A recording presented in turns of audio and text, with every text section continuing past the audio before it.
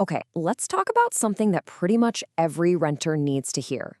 We're going to uncover a huge gap in your financial protection, a blind spot in your renter's insurance that could, and I'm not exaggerating here, cost you everything.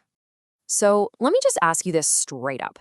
You've got renter's insurance, you feel covered, you're doing the responsible thing, right? But what happens if water starts coming into your apartment, not from a burst pipe, but from the outside? Do you think that policy you pay for every month has your back? Well, the short, brutal answer is no, it doesn't. And finding that out while you're standing in ankle-deep water is, well, pretty much the worst time possible. This is that dangerous blind spot we need to talk about. So let's dive into this gap in your coverage. See, insurance policies are all about super specific language, and it's buried in that fine print with a real risk for renters is hiding in plain sight. And hey, don't just take my word for it. Look at this from Tajiri Bhatti, an insurance expert. The key word there is explicitly. This isn't some vague loophole. The policy's intentionally written to leave out flood damage. The warning couldn't be clearer. You need to figure this out now, not when it's too late. And that brings us to the single most important idea you need to wrap your head around today. In the world of insurance, flood damage and water damage are two totally different things. They're two different problems, and they need two completely separate policies. Getting this right is everything.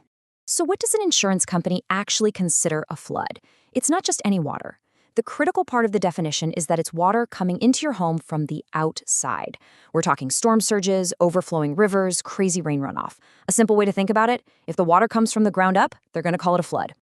And this is the perfect way to see that difference. On the left, that's what your regular renter's policy handles. Things that happen inside your apartment. A pipe bursts, the washing machine goes haywire. But on the right, that's the stuff happening outside.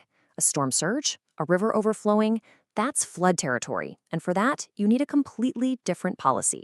It all comes down to where the water came from. All right, so if your renter's policy is a no-go, then what's the solution? Well, this is where a dedicated flood insurance policy steps in.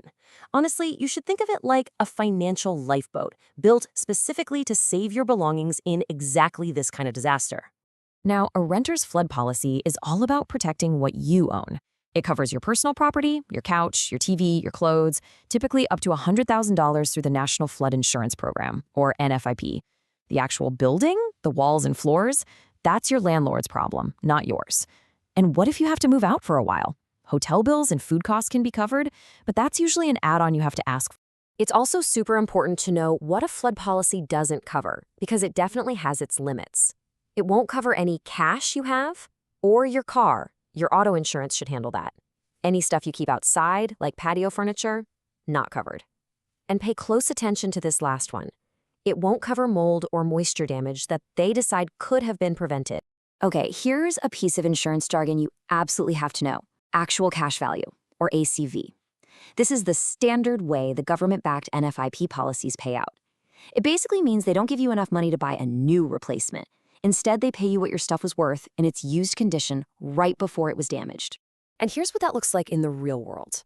With ACV, you get a check for the value of your 5-year-old sofa, which, let's be honest, probably isn't much. But some private insurers offer what's called replacement cost value, or RCV. Now that gives you the money to go out and buy a brand new sofa. It's a massive difference, and it's a huge reason to shop around and not just default to the first option you find. So all this talk about flood insurance leads us to a massive misconception. So many people just think, oh, this doesn't apply to me. I don't live on the coast. But the real data, it tells a completely different and kind of scary story. Your personal flood risk is probably way higher than you think. This right here is the single most common and most dangerous thing people tell themselves. They look up their address on a map, see they aren't in a high-risk flood zone, and just assume they're in the clear. That is a seriously flawed way to think about it. I mean, just look at these numbers. A full 25%, a quarter of all flood insurance claims, come from people who live in those low to moderate risk areas. You have to remember this.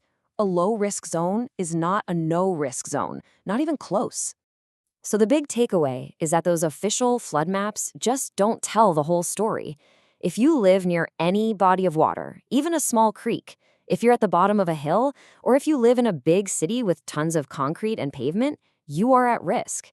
It's about your actual physical environment, not just some line on a map. Okay, so we've laid out the problem. We've talked about the real risks. Now for the most important part. What can you actually do about it? Let's walk through a simple action plan to get you covered, long before you even need to check the weather forecast. But before we get into the steps, there is one critical, non-negotiable rule you have to know. Getting this wrong makes the whole policy worthless right when you need it most. 30, that's the magic number. There is almost always a 30-day waiting period from the time you buy a flood policy until it actually kicks in. This means you can't watch the news, see a hurricane coming, and buy insurance on Monday, hoping to be covered by Friday. It doesn't work like that. You have to plan ahead. The only time to buy flood insurance is when the skies are clear. So, what do? It's a pretty straightforward 3-step plan. First, figure out your risk using FEMA's online tools and make a quick list of your stuff to see how much coverage you actually need. Second, shop around. Yeah, call your current insurance agent, but also make sure you get quotes from private companies. They might offer better deals, like that replacement cost coverage we talked about. And finally, just pull the trigger. Pay for the policy, mark that 30-day waiting period on your calendar, and save a digital copy somewhere safe, like in the cloud. And really, this quote just says it all, doesn't it? This isn't just about buying another policy. It's about fundamentally changing the outcome of a potential disaster. By doing this now, you take something that could be a total financial catastrophe and you turn it into a manageable recovery. That's the real power of being prepared. So, I'll leave you with this one final thought. Right now, today, the forecast is probably clear, but we all know how quickly that can change. So the only real question is, are you financially prepared for the day it's not? Because we now know your renter's insurance isn't going to be enough, but now you also know what will be.